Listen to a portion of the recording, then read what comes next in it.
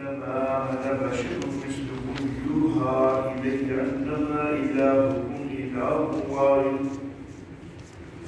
فمن كان يرجو لقاء ربه فليعمل عملا صالحا ولا يشرك بعبادة ربه أحدا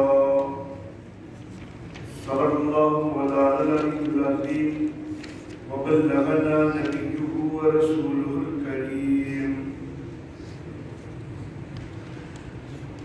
محترم احباب، آج کے سبق میں یہ آیت مبارکہ اس کے لیے ہے، ترجمہ بھی عرض کر دیتا ہوں۔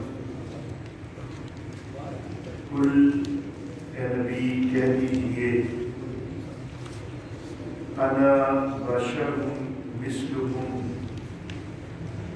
میں تمہاری طرح بشر ہوں، انسان ہوں۔ یوحا الیہ، میری طرف وحی کی جاتی ہے، یعنی باقی جسمانی لحاظ سے تو میں تمہاری طرح کا بشر ہی ہوں، لیکن جو مجھے ایک امتیاز اور ایک فرق حاصل ہے وہ یہ ہے کہ تمہارے اوپر وحی نازل نہیں ہوتی لیکن میرے اوپر وحی نازل ہوتی ہے۔ انما الہکم الہ واحد، کہ تمہارا معبود ایک ہی معبود ہے۔ اب نبی اکرم صلی اللہ علیہ وآلہ وسلم پر وحی تو سارا قرآن حکیم نازل ہوئی ہے، وحی خفی جو ہمارے پاس حدیث کی شکل میں ہے وہ بھی وحی نازل ہوئی ہے، لیکن جو خاص طور پر کہا کہ میرے اوپر وحی نازل ہوتی ہے وہ ایک ہی وحی کا تذکرہ کیا کہ انما الہکم الہ واحد، کہ تمہارا معبود ایک ہی معبود ہے، کیونکہ یہ ساری دین کا حاصل اور خلاصہ ہے، سب سے بنیادی چیز ہے کہ بندگی اللہ ہی کی ہونی چاہیے۔ فمن کان یرجو لقاء ربہ، بس جو کوئی اپنے رب کی ملاقات کی امید رکھتا ہو، فلیعمل عملا صالحا، تو اس کو چاہیے کہ وہ نیک عمل کرے، ولا یشرک بعبادۃ ربہ احدا، اور اپنے رب کی بندگی میں کسی ایک کو بھی شریک نہ کرے۔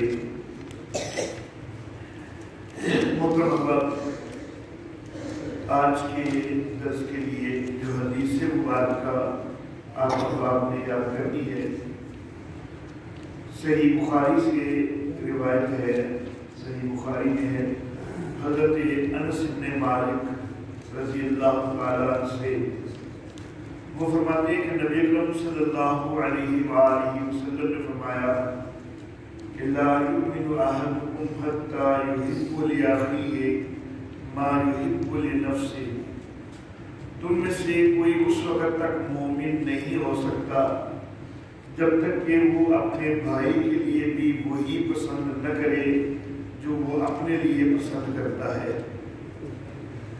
بھائی سے یہاں پر مراد سگا بھائی نہیں ہے، بلکہ انما المؤمنون اخوہ، مومن آپس میں بھائی بھائی ہیں، تو یہاں پر سارے اہل ایمان مراد ہے کہ ہر اہل ایمان کے لیے وہی پسند کرنا ہے جو اپنے لیے پسند کرنا ہے، یعنی آپ جس طرح کا رویہ دوسروں سے چاہتے ہیں کہ میرے ساتھ دوسروں کا رویہ اس طرح کا ہونا چاہیے، تو آپ کا رویہ بھی دوسروں کے ساتھ اسی طرح کا ہونا چاہیے۔ اپنے لیے تو بندہ پسند کرے کہ لوگ میرے ساتھ بہت اچھے رہیں، لیکن خود بندہ جو ہے وہ لوگوں کے ساتھ ہر وقت کرتوی کے ساتھ پیش آتا رہے، تو یہ چیز درست نہیں ہے۔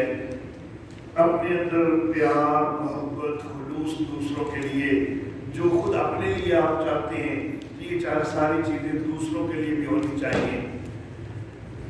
معاشرہ کے اندر نبی اکرم صلی اللہ علیہ وآلہ وسلم کے فرامین کے اوپر اگر عمل کیا جائے، اس ایک فرمان کو ایک خاص طور پر اگر ہم معاشرے کے اندر پوری طرح لاگو کرنے میں کامیاب ہو جائیں کہ ہر بندہ دوسرے کا اتنا احساس کرنے والا ہو جائے کہ جتنا وہ دوسروں سے اپنے لیے چاہتا ہے، ہر بندہ دوسروں سے اتنا اچھا رویہ رکھنے والا ہو جائے جتنا وہ دوسروں سے اپنے لیے چاہتا ہے، تو پھر معاشرہ جو ہے وہ امن و سکون کا گہوارہ بن جاتا ہے۔ اللہ رب العزت ہم سب کو اپنا اخلاق، اپنا کردار بہترین بنانے کی توفیق عطا فرمائے۔ یہاں پر لفظ جو ہے وہ یہ بڑے شدید استعمال ہوئے کہ لا یؤمن احدکم، کہ تم میں سے اس وقت تک کوئی مومن نہیں ہو سکتا کہ حتیٰ یحب لاخیہ ما یحب لنفسہ، کہ جو یہاں تک کہ جب وہ دوسروں کے لیے بھی وہی پسند نہ کرے، اپنے بھائی کے لیے بھی وہی پسند نہ کرے کہ جو اپنے لیے پسند کرتا ہے۔ تو مراد بہرحال یہاں پر کامل مومن ہے۔ اس کا یہ مطلب نہیں ہے کہ اگر ایک آدمی دوسروں سے اپنے لیے تو اچھا رویہ چاہتا ہے اور خود اس کا رویہ برا ہے تو وہ سیدھا کافر ہو جائے گا۔ یہ کافر ہو جانا تو بہرحال مراد نہیں ہے، لیکن یہ ہے کہ اس کا ایمان کامل نہیں ہوگا۔ کامل ایمان کا تقاضا یہی ہے کہ اپنا اخلاق بہترین بنائے، کردار بہترین بنائے۔ مسائل کے حوالے سے آج ہم نے بات کرنی ہے نماز قصر اور نماز قضا کے حوالے سے۔ نماز قصر جو ہے یہ سفر کی نماز کو کہا جاتا ہے کہ سفر کے اندر نماز میں تخفیف ہو جاتی ہے۔ جس وقت سفر ہم کوئی ایسا کر رہے ہیں کہ 48 میل اس کی مسافت کم از کم ہے، یا کلومیٹر دور حاضر میں چلتے ہیں، 48 میل جو ہے تقریباً 78 کلومیٹر بنتے ہیں۔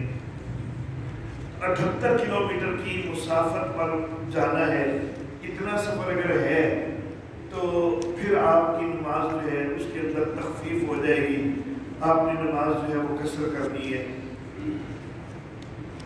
یہاں پر یہ جو 78 کلومیٹر کا فاصلہ ہم نے لکھا ہے یہ آنے جانے کا نہیں ہے کہ کچھ لوگ پھر کہیں گے کہ 39 کلومیٹر دور ہو، آنے کا اور جانے کا 78 کلومیٹر بن جائے گا، نہیں، 78 کلومیٹر صرف یک طرفہ فاصلہ، اور وہ بھی اپنے شہر کی حدود سے نکل کر جس شہر میں جانا ہے اس کی حدود کے آغاز تک درمیانی فاصلہ۔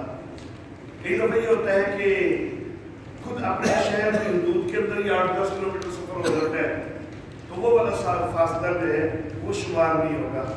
جس شہر میں خود رہ رہے ہیں تو اس شہر سے دوسرا شہر جس میں آپ جانا چاہ رہے ہیں ان دونوں کا جو درمیان کا فاصلہ ہے تو وہ اگر 78 کلومیٹر یا اس سے زیادہ ہے تو پھر آپ کی نماز قصر ہو جائے گی۔ قصر نماز میں 4 فرض ہیں جن نمازوں کے، ظہر، عصر اور عشاء، تو وہ 4 فرض کی بجائے 2 فرض ہو جاتے ہیں، لیکن فجر کے پہلے 2 فرض ہیں وہ اتنے ہی رہتے ہیں، اور مغرب کے 3 فرض ہیں وہ اتنے ہی رہتے ہیں۔ یہاں پر ایک چیز کا خیال رکھنا اہم ہے کہ سنتیں پڑھنی چاہیے یا نہیں پڑھنی چاہیے سفر میں۔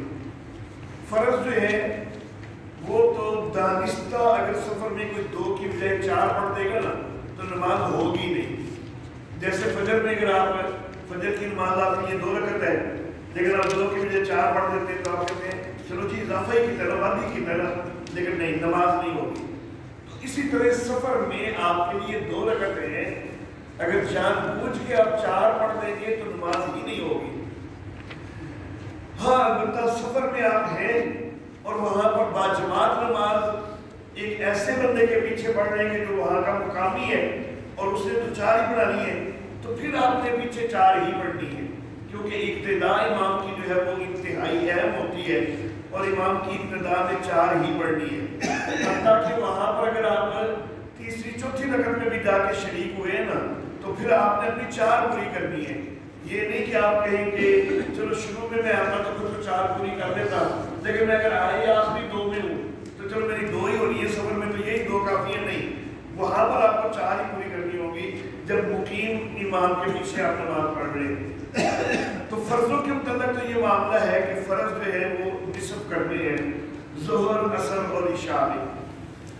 وتر جو ہے وہ پڑھنے ہی پڑھنے ہوتے ہیں، ان میں تخفیف نہیں ہے۔ سنتے جو ہیں فجر کی وہ زیادہ یہی ہوتا ہے کہ پڑھی ہی جائیں، کیونکہ ان کی تاکید بہت زیادہ ہے فجر کی سنتوں کی۔ باقی جو سنتے ہیں ان میں 2 صورتیں ہوتی ہیں۔ سفر کے دوران بعض اوقات یہ ہے کہ آپ کا سفر مسلسل جاری ہے، آپ صرف نماز کے لیے کسی جگہ پر رکے ہیں، نماز کے لیے یا چلو تھوڑا بہت کچھ کھانے پینے کے لیے، اس کو کہتے ہیں کہ آپ حالت سیر میں ہیں۔ اور ایک ہے کہ سفر میں آپ مثال کے طور پر یہاں سے لاہور گئے ہیں اور اب وہاں پر لاہور میں رکے ہوئے ہیں، اور کچھ وقت آپ نے وہاں پر رکنے صرف نماز کے لیے نہیں رکے بلکہ کچھ وقت آپ نے وہاں سے رکے رہنا ہے، آپ کو واپسی کی جلدی نہیں ہے، اور وہاں پر بھی آپ کی مصروفیت کوئی ایسی نہیں ہے کہ اگر آپ سنتے پڑے تو مصروفیت جو ہے اس میں کوئی حرج ہوتا ہو۔ تو حالت سیر میں ہونا، یہ جو دوسری حالت ہے اس کو حالت قیام کہتے ہیں۔ سفر میں دو حالتیں ہوتی ہیں، ایک حالت سیر اور ایک حالت قیام۔ اگر کچھ دیر کے لیے صرف نماز ہی کے مقصد کے لیے رکے ہیں اور آگے سفر جاری کرنا ہے تو یہ حالت سیر ہے۔ اس میں سنتے چھوڑ دینا افضل ہے، سنتے پڑھ لیں جائز ہے لیکن چھوڑ دینا زیادہ بہتر ہے۔ لیکن اگر آپ حالت قیام میں ہیں، یعنی کسی جگہ پر آپ جا کر ٹکے ہوئے ہیں اور آپ کی کوئی ایسی مصروفیت بھی نہیں کہ جس میں حرج پیدا ہو رہا ہے، تو پھر سنتے پڑھ لینا افضل ہے۔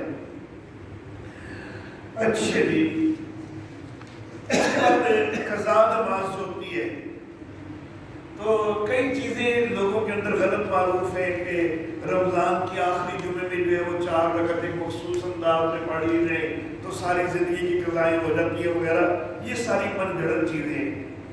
جتنی نمازیں قضا ہوئی ہیں ان کی ادائیگی لازم ہوتی ہے، وہ اتنی بے شمار ہیں کہ آپ کو یاد بھی نہیں ہے تو پھر بھی کوشش کرنا لازم ہوتا ہے۔ اس کے لیے طریقہ یہ ہوتا ہے کہ بندہ کوشش شروع کر دے، ہر ادا نماز کے ساتھ میں ایک قضا بھی جو ہے وہ ساتھ پڑھنی شروع کر دے تاکہ آہستہ آہستہ یاد میرے کو قضا نمازیں پوری ہو جائیں۔ اب اگر ایک بندے نے کوشش شروع کر دی ہے نا اور وہ ادا کرنے لگ گیا ہے تو پھر انشاءاللہ ثم انشاءاللہ اگر وہ پوری نہ بھی کر سکا نا، جب اس نے کوشش شروع کر دی ہے اور اس کا ارادہ ہے کہ میں انشاءاللہ پوری کروں گا، تو درمیان میں بھی اگر مسئلے خدا نہ خواستہ موت آ جاتی ہے تو انشاءاللہ ثم انشاءاللہ اللہ رب العزت اس کی قضا نمازیں جو ہے ان کی پوچھ نہیں کریں گے، کیونکہ اس نے ان کو ادا کرنے کی بارہ کوشش شروع کر دی۔ لیکن اگر ایک بندہ کوشش ہی نہیں کرتا ہے کہ وہ نینیاں کون پڑھتا رہے تو وہ بہرحال اس کے اوپر مواخذہ ہے، اس کے اوپر پکڑ ہے۔ اللہ رب العزت ہمیں اپنی ہر قسم کی چھوٹی بڑی پکڑ سے بچنے کی توفیق عطا فرمائے۔ اللہ ہمارے اعمال کو ایسا کر دے کہ ہمارے اوپر کسی قسم کی کوئی پکڑ نہ آئے۔ تو قضا نمازیں جو ہیں وہ ساری پڑھنی ہوتی ہیں، صرف یہ نہیں کہ ایک جمعے میں ایک طرح کی نماز پڑھ لی جائے اور سارے زندگی کی قضا ہو جاتی ہے، ایسا کچھ نہیں ہے۔ فجر کی نماز اگر قضا ہو جائے اور زوال سے پہلے پہلے آپ اس کو ادا کرنے لگے ہیں تو پھر ساتھ سنتے پڑھنا بھی افضل ہے، پھر سنتے بھی پڑھنی چاہیے اور فرض بھی پڑھنے چاہیے۔ لیکن اگر زوال کا وقت آ چکا ہے اور اس کے بعد یعنی ظہر کے وقت میں آپ ادا کرنے لگے ہیں یا اس کے بعد ادا کرنے لگے ہیں تو پھر صرف فرض ہی پڑھنے ہیں۔ باقی جو نمازیں ہیں قضا ان میں صرف فرض پڑھنے ہیں اور وطر پڑھنے ہیں۔ وطر جو ہے وہ اگر اکیلے بھی قضا ہو جائے نا، مثلا عشاء کی نماز پڑھی ہے، وطر چھوڑے تھے، خیال یہ تھا کہ آخری پہر میں اٹھوں گا تہجد پڑھوں گا تو ساتھ وطر پڑھ لوں گا، لیکن اتفاقاً جاگ نہیں آئی ہے، وطر چھوٹ گئے ہیں، تو وہ اکیلے وطر بھی چھوٹے ہیں تو اکیلے وطروں کی بھی قضا ہوتی ہے۔ یہی نہیں کہ اگر فرض چھوٹے ہیں تو ساتھ وطر چھوٹے ہیں تو تب قضا ہوگی، وطر اگر اکیلے بھی چھوٹ جائیں تب بھی ان کی قضا ہوتی ہے۔ اچھا جی، ایک آدمی کی سفر کے اندر اگر ایک نماز قضا ہوئی ہے جو کہ 4 رکعت کی بجائے اس نے 2 رکعت پڑھنی تھی، اب وہ اپنے گھر پہ اٹھ کر وہ قضا کر رہے ہیں نا تو پھر بھی 2 ہی پڑھنی ہے کیونکہ اس کے اوپر لازم ہی وہ 2 ہی ہے۔ دوسری طرف اگر ایک بندے کی اپنے گھر میں ایک نماز قضا ہوئی ہے، اس کے بعد اس نے سفر شروع کر دیا ہے اور وہ سفر میں اس نماز کو پڑھنے لگا ہے تو وہ والی نماز اس نے 4 رکعت ہی پڑھنی ہے۔ بے شک وہ سفر میں شروع ہو چکا ہے لیکن یہ اس کے اوپر 2 رکعت نہیں 4 رکعت لازم ہو چکی تھی تو وہ اس نے 4 رکعت ہی پڑھنی ہے۔ اچھا، اس کے بعد آج کے درس کے لیے جو دعائیں یاد رکھنی ہے، بیت الخلاء میں جانے سے پہلے کی دعا، اللہم انی اعوذ بک من الخبث والخبائث، اللہم انی اعوذ بک من الخبث والخبائث، اے اللہ میں تیری پناہ چاہتا ہوں ناپاک جنوں سے بھی اور ناپاک جننیوں سے بھی، کیونکہ یہ جو بیت الخلاء ہے یہ جنوں کی جو ہے وہ پناہ گاہ ہوتی ہے، ٹھکانہ ہوتا ہے یہ، تو یہاں پر جو ہے یہ داخل ہوتے ہوئے یہ دعا پڑھنی چاہیے کہ یا اللہ میں تیری پناہ چاہتا ہوں جنوں سے بھی، ناپاک جنوں سے بھی اور ناپاک جننیوں سے بھی۔ بیت الخلاء سے نکلنے کی جو دعا ہے وہ صرف غفرانکا، غفرانکا تیری بخشش چاہیے، یا اللہ تیری بخشش کا طلبگار ہوں۔ یہ جو بیت الخلاء سے نکلنے کی دعا غفرانکا ہے، اس کی سند کے اندر کسی حد تک کمزوری موجود ہے، لیکن یہ کمزوری اتنی نہیں ہے کہ اس کو سنت کے درجے سے خارج کیا جائے، کیونکہ ایک چیز یہ ہوتی ہے اگر ایک سند کے اندر کمزوری ہے لیکن اس حدیث کی زیادہ سندیں مل جائیں نا تو پھر اس حدیث کو قبول کر لیا جاتا ہے، اور ایسے موقع پر کہتے ہیں کہ یہ حسن لغیری ہی کے درجے میں ہے، تو یہ حدیث بھی جو ہے نا وہ بہرحال کم از کم حسن لغیری ہی کے درجے تک پہنچ جاتی ہے، تو اس لیے عمل اس پر کرنا چاہیے۔ ایک اور دعا بیت الخلاء سے نکلنے کی ملتی ہے کہ الحمدللہ الذی اذهب عنی العذاب وعافانی، ایک اور سند میں اذانی وعافانی کا لفظ بھی ہے، لیکن یہ ضعیف روایت ہے، تو نکلنے کی جو صحیح ثابت ہے جو کہ کم از کم حسن غیری ہی کے درجے میں ہے وہ غفرانکا۔ یہاں پر یہ خیال رکھنا چاہیے کہ بیت الخلاء کے اندر یہ دعائیں نہیں پڑھنی، جو بیت الخلاء میں جانے کی دعا ہے وہ بیت الخلاء میں داخل ہونے سے پہلے پڑھنی ہے، اور جو نکلنے کی دعا ہے تو وہ نکلنے کے بعد پڑھنی ہے۔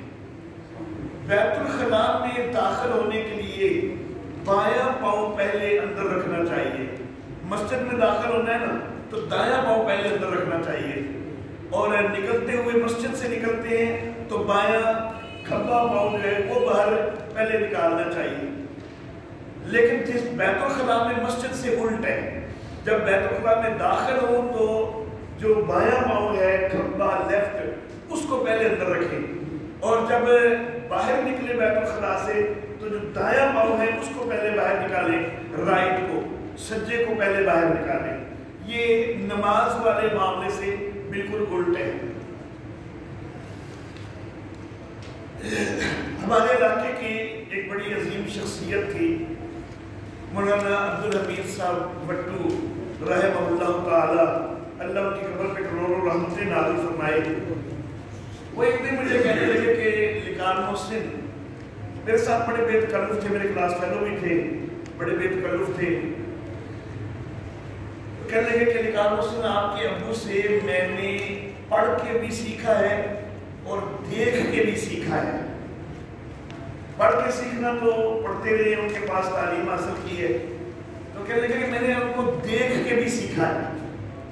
پھر ساتھ خود ہی وضاحت کرنے لگے کہ دیکھ کے میں نے ایسے سیکھا ہے کہ قائد صاحب مسجد سے باہر نکلنے لگے تھے، اب مسجد سے باہر نکلنے کے لیے مسنون کیا ہے کہ بایاں پاؤں پہلے باہر نکالنا ہے، اور جوتا پہننے، اب تو جوتا میں مسنون یہ ہے کہ دایاں پاؤں پہلے پہنا جائے، جوتا پہنتے ہوئے دایاں پاؤں، اب مسجد سے جب نکالیں گے بایاں لیکن جوتے میں داخل کرنا ہے دایاں پہلے، تو وہ کہتے ہیں کہ میں نے آپ کے والد صاحب کو دیکھا، انہوں نے بایاں پاؤں پہلے باہر نکالا لیکن اس کو بائیں جوتے کے اوپر رکھ دیا، اور پھر دایاں پاؤں نکال کے وہ دائیں جوتے کے اندر داخل کیا اور پھر بایاں جو ہے وہ اندر داخل کیا۔ تو اس دن مجھے یہ دونوں سنتوں پر عمل کرنے کا صحیح طریقہ معلوم ہوا کہ بایاں پاؤں پہلے نکال لیں ضرور، لیکن اس کو جوتے کے اوپر رکھ لیں یا ادھر ادھر کہیں بھی پاک جگہ پہ رکھ لیں، اور پھر دایاں نکال کے جوتے کے اندر پہن ڈالیں اور پھر بایاں جو ہے وہ جوتے کے اندر ڈالیں۔ اسی سے جو ہے مسجد مسجد میں داخل ہونے کا بھی طریقہ معلوم ہو گیا کہ جوتا اتارتے وقت جو ہے بایاں پاؤں پہلے اتارنا چاہیے، لیکن وہ اتارا تو ہے لیکن مسجد میں بایاں داخل نہیں کرنا، بایاں جوتا جو ہے بایاں پاؤں کو جوتے سے نکال لیں لیکن مسجد میں داخل نہ کریں، دایاں نکال کے مسجد میں داخل کریں اور پھر بایاں جو ہے مسجد میں داخل کریں۔ اچھا جی، آج کے ہمارے درس کی آخری چیز سوائے موتا کا مسئلہ، جس کے اوپر تھوڑی سی گفتگو کرنی ہے۔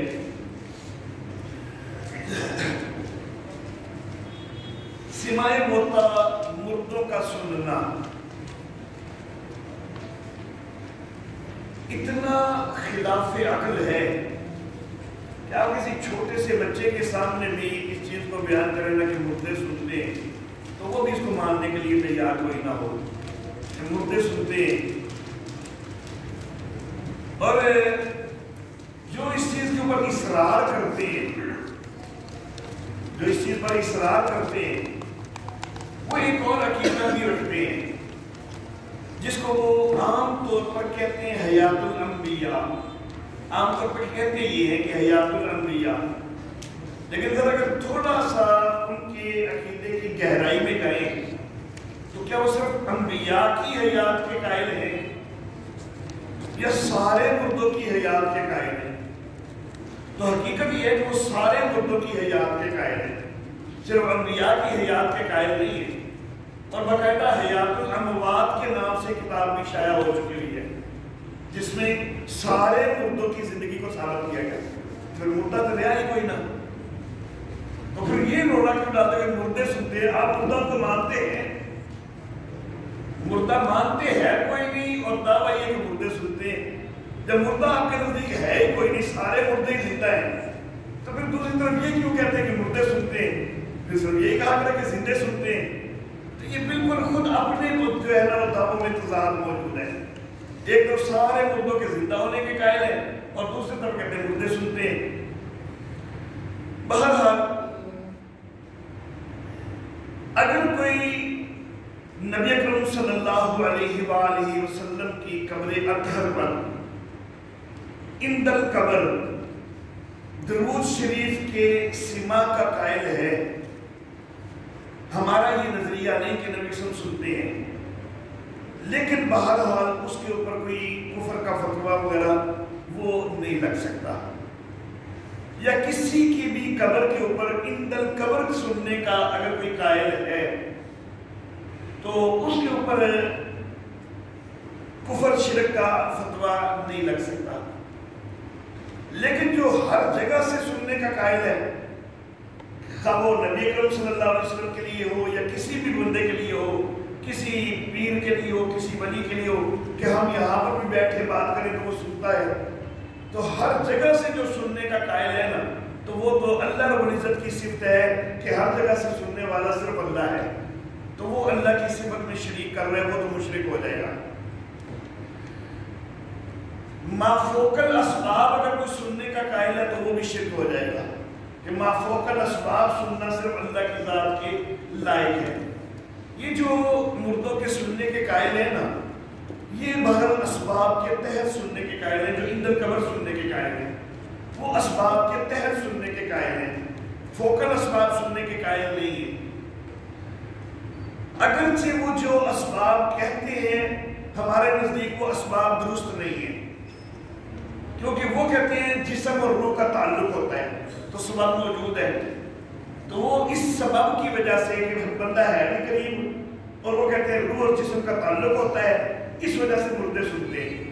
اگرچہ ہمارے نزدیک یہ سبب غلط ہے، لیکن بہرحال وہ اس سبب کو مانتے ہیں تو تب مردوں کے سننے کے قائل ہیں۔ تو چونکہ وہ بہرحال اپنے طور پر اسباب کے تحت ہی سننے کے قائل ہوتے ہیں تو اس لیے شرک کا فتویٰ کوئی نہیں لگتا، لیکن اگر کوئی ما فوق الاسباب سننے کا قائل ہو تو وہ سیدھا سیدھا مشرک ہے کہ فوق الاسباب سننا وہ صرف اور صرف اللہ کی ذات کے لائق ہے، وہ کسی اور کی ذات کے لائق نہیں ہے۔ تو فتویٰ جو لگ سکتا ہے نا، وہ یا تو اللہ کی کسی صفت میں شریک بنانے سے شرک کا فتویٰ لگتا ہے کہ جی ہر جگہ سے سنتے ہیں تو یہ اللہ کی صفت میں شریک بنا لیا، فتویٰ لگ جائے گا۔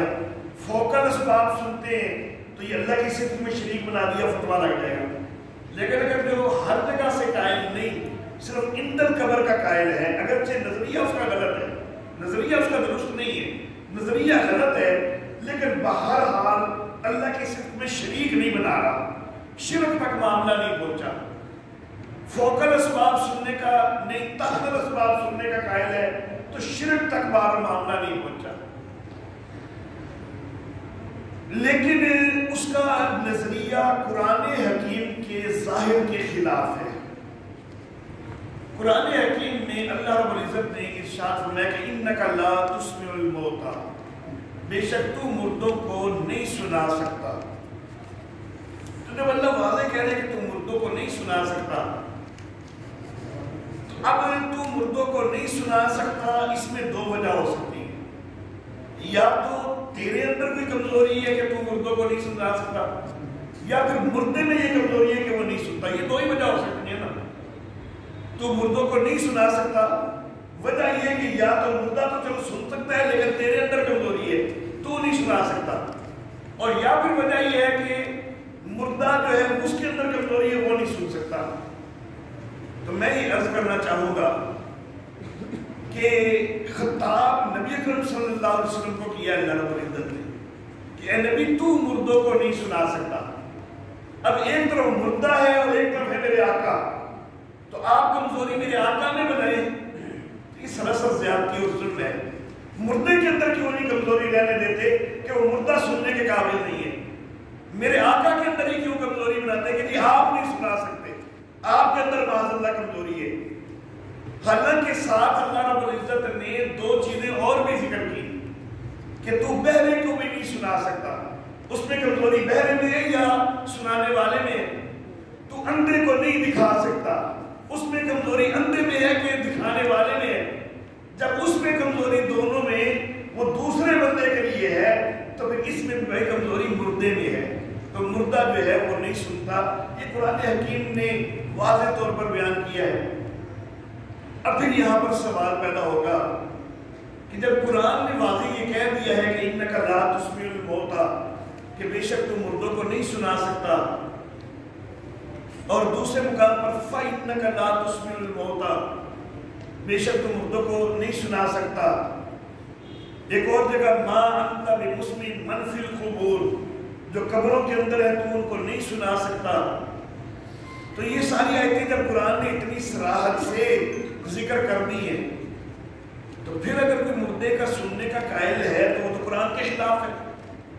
یہ ایک سوال پیدا ہوتا ہے، تو جب قرآن کے خلاف وہ نظریہ رکھتے تو پھر آپ کافر ہونے کا فتویٰ کیوں نہیں لگاتے؟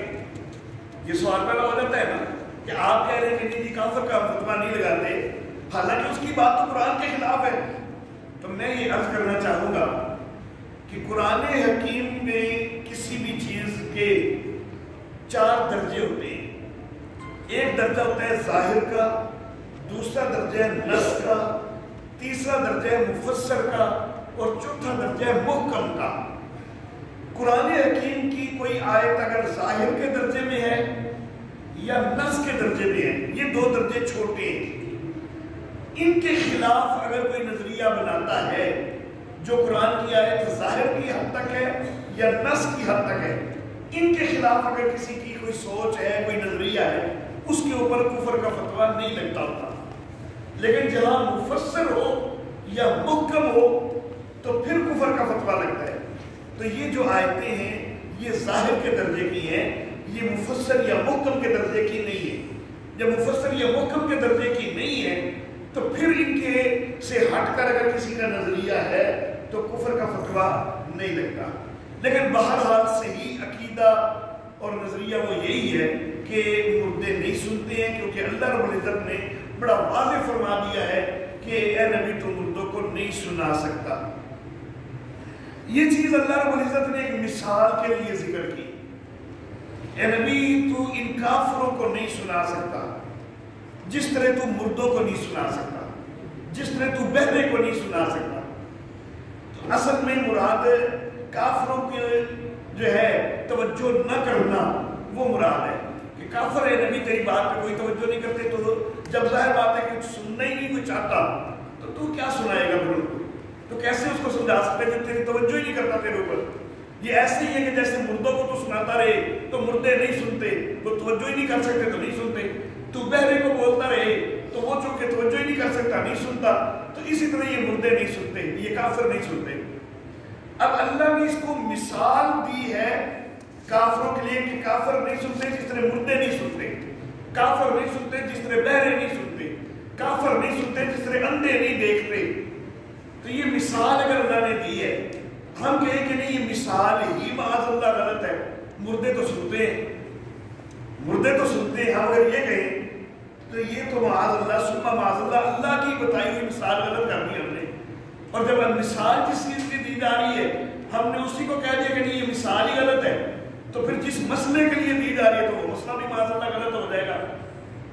تو یہ ساری چیزیں جو ہیں بڑی حساس ہیں، اور سمجھتے بوجھتے ہوئے بھی پھر بھی فتویٰ لگا دینا کہ جی مردے سنتے ہیں تو انتہائی گھنونی چیز ہے.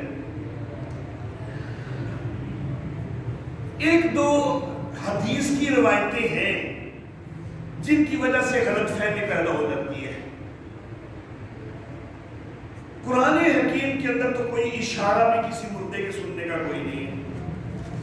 حدیث کی ایک دو روایتیں ہیں اور حدیثیں بھی صحیح ہیں، لیکن میں یہ عرض کرنا چاہوں گا کہ حدیث صحیح صرف کافی نہیں.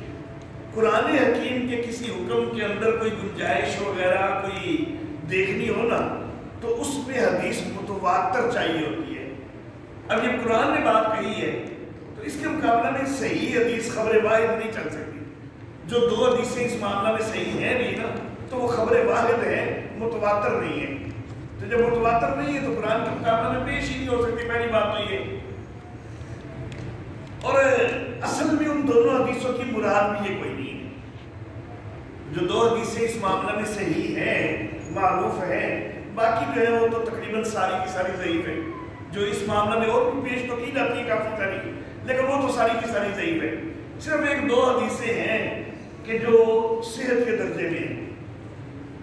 ان میں سے ایک یہ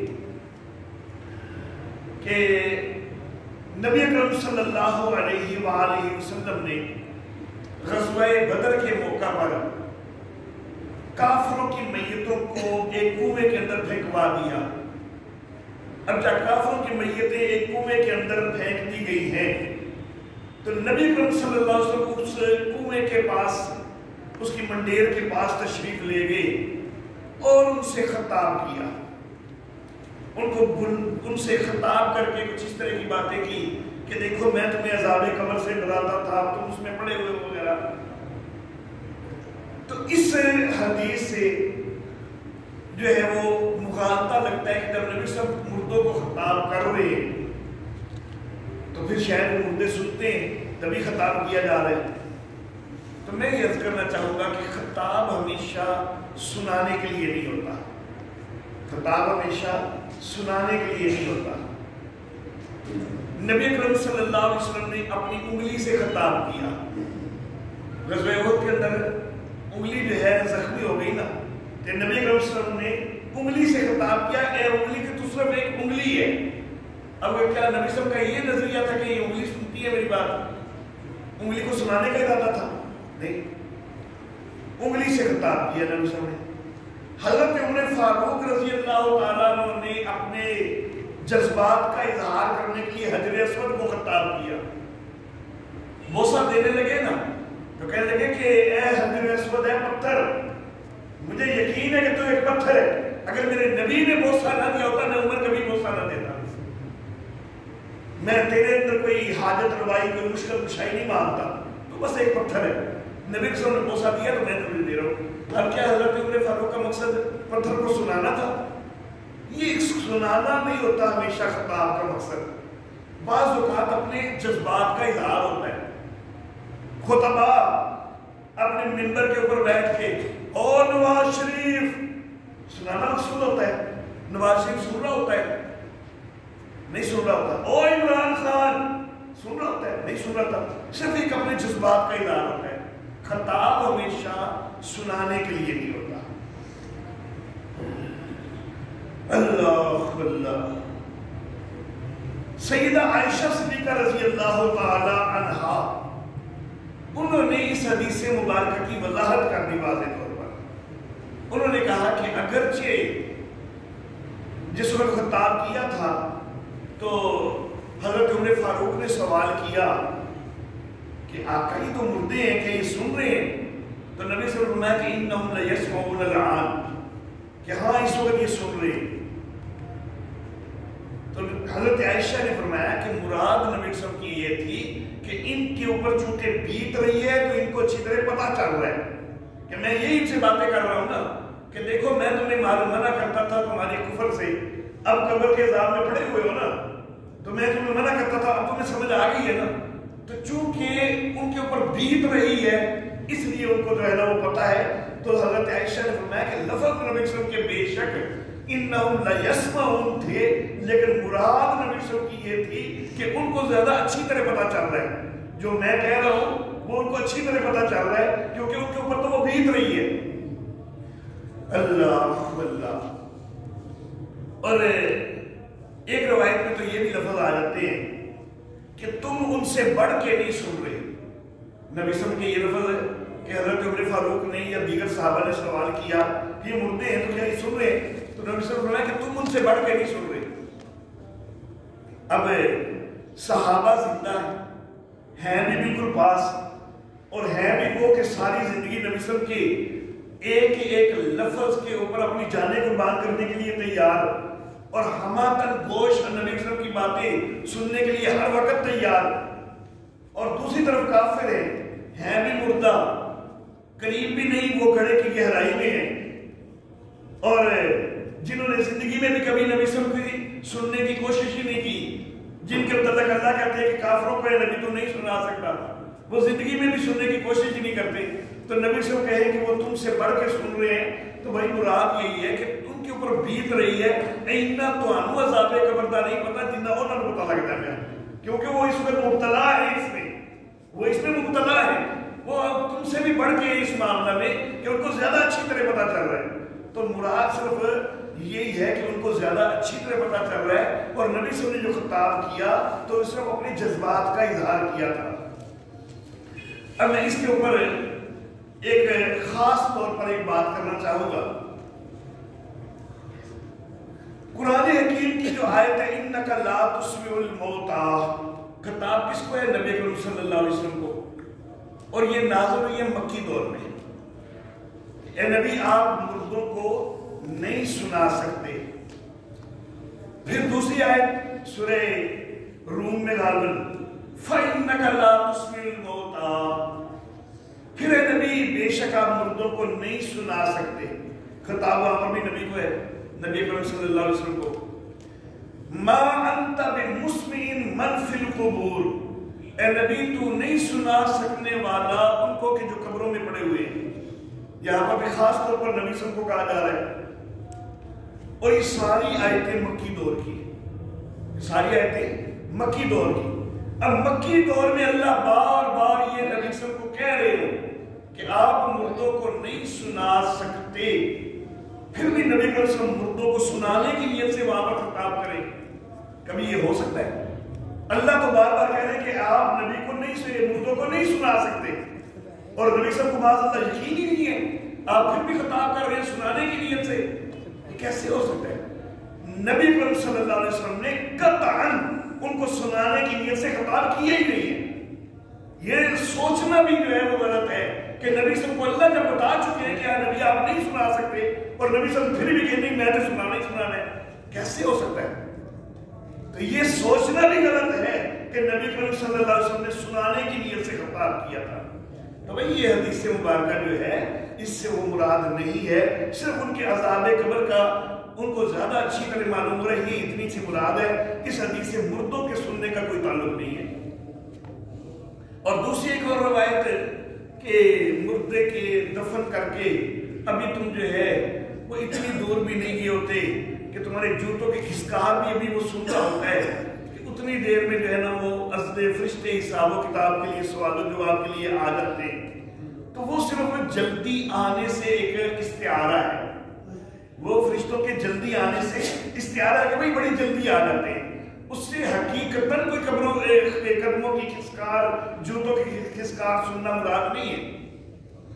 لیکن ہمارا ایک محاورہ ہے اردو میں، ایک آدمی مثال کے طور پر کلاس کے اندر استاد آ کے بچوں کو بڑی اچھی طرح تنبیہ کر کے گیا ہے کہ بھائی آرام سکون سے بیٹھنا ہے، کسی نے شور نہیں کرنا۔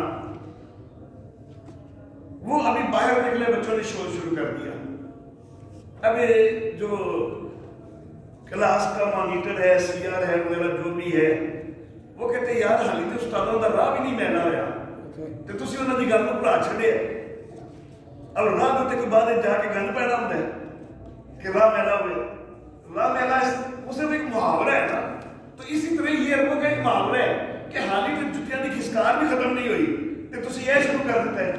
تو یہ صرف ایک محاورہ ہے کہ بھائی ان کے جوتوں کی خسکار میں بھی مدعا سن رہا ہوتا ہے کہ اتنی دیر میں جو ہے وہ فرشتے آ جاتے ہیں سوال و جواب میں۔ مراد صرف یہ ہوتی ہے کہ جلدی آ جاتے ہیں، یہ مراد نہیں ہوتی کہ وہ باقاعدہ جوتوں کی خسکار مردہ سنتا ہی سنتا ہے، یہ کوئی مراد نہیں ہے۔ تو میرے محترم احباب، یہ نظریہ جو ہے وہ الحمدللہ یہی ہے کہ مردے نہیں سنتے ہیں، اسی کے اوپر قائم رہنا چاہیے۔ اللہ رب العزت ہمیں ہمیشہ صحیح نظریات کے اوپر قائم رہنے کی توفیق عطا فرمائے۔ وآخر دعوانا